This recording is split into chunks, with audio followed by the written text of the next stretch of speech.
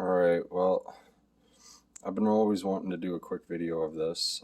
This is my Pathfinder. His name is Rudy. And basically, I'm doing a whole front end swap right now, or a front end rebuild. Upper control arms.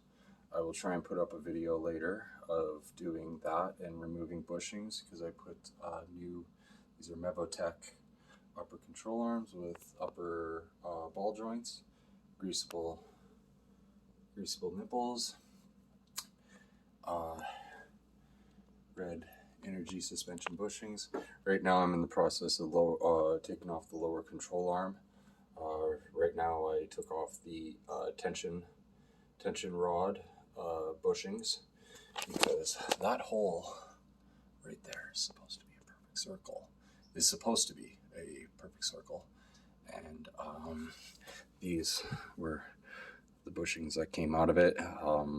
Very cracked and wallered out is, I guess, the term for it.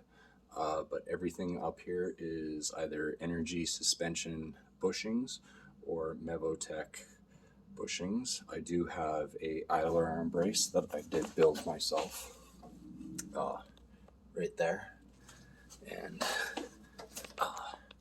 thank you, Pathmaker Productions, for sending a video on that. Front bumper is a 6,000 pound bumper, nothing crazy, but an 8,000 pound synthetic winch. Excuse me, had a couple of wobbly pops, but the synthetic rope is good for 8,000 pounds. The hook here is good for well, it says 10 tons, but it's good for that. I do have like the anchor points, everything all made up. Snorkel, that kind of, as you guys can see, is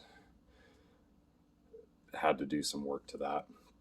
But I run, if you guys follow Pathmaker Productions, I basically run almost the same Pathfinder, except for the year.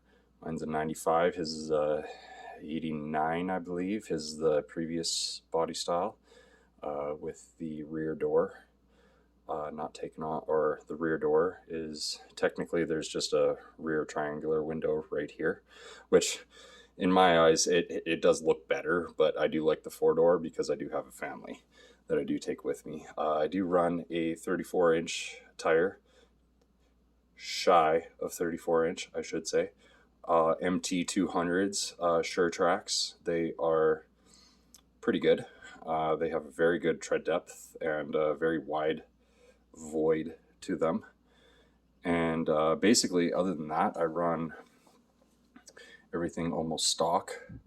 It's a stock 3-liter VG30E. And just a couple modifications that I've done myself. And again, following Pathmaker Productions, it's been kind of following his Sheep Finder build. One of my next processes, because right now I'm in the process of the whole front end rebuild right now. I have a lovely rear diff underneath this, underneath all these blankets. Keep it somewhat clean in my very dirty somewhat mouse infested garage that I just found out. Rear weld up the rear diff in this, swap out the rear differential in that, and I do have the 4:3 gear ratio, so it is quite the nice gear ratio. But other than that, I run a 2.5-inch extended shock and a 2-inch spring in the rear, same as what he did. Very 99-cent free. and basically no cutting. I haven't cut anything yet, but I have taken fender flares and everything off. But once I do the tension rod bushings, redo the front end here, everything is going to be a-okay, I hope. And I'm going to be hopefully updating you guys on some more videos. It does have everything basically on this truck that you see I have either built or fabricated myself.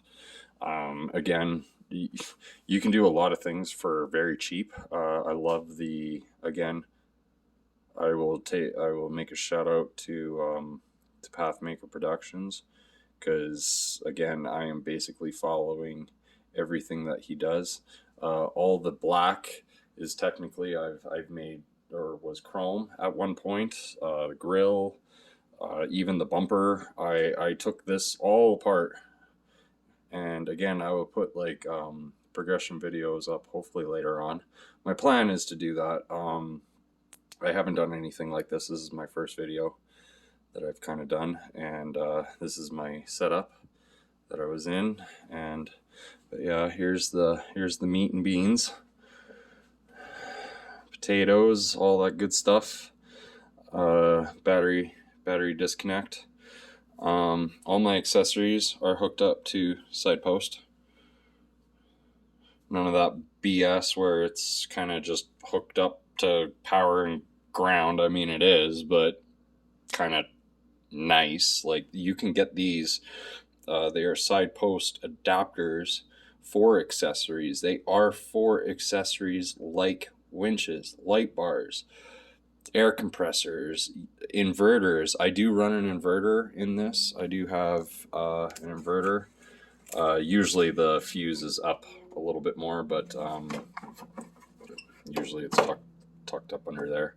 But anyways, but yeah, you have to have that kind of stuff in order when you're running this amount of electronics on these vehicles that basically their ECUs don't calibrate or regulate the electronics that are going through them. So you can't just throw power, ground on all these little things and then hope to God that it's going to work. You have to make sure that everything is fused, everything is, correctly grounded, correctly put to positive.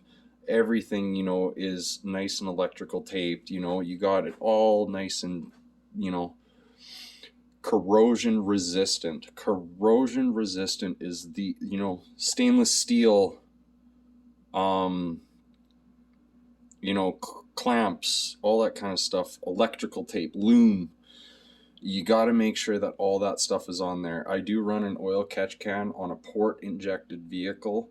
A lot of people don't recommend it, but I will pull that off in a later video, and I will show you the amount of stuff that I've pulled out of this motor. This motor is almost at 300,000 kilometers, and it runs very strong.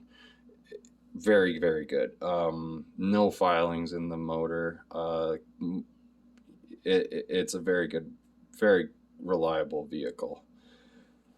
But other than that, I will end this now. Kind of make it short and sweet.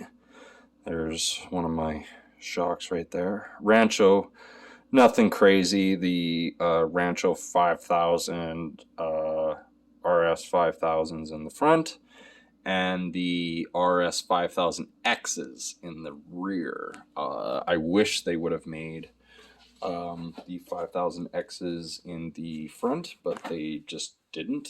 Why? I have no idea. But hopefully Rancho has something. I am thinking about putting the MT7000s on there, or just going with Bilsteins. It all depends on what I do. Or Cal Mini has made a lot of really good things as well. Looking at Cal Mini is fairly inexpensive and, good quality. Made in the US. It's, can't really do much else with that. But anyways, talk to you guys in another video. And hopefully Pathmaker Productions gives me a shout out as well.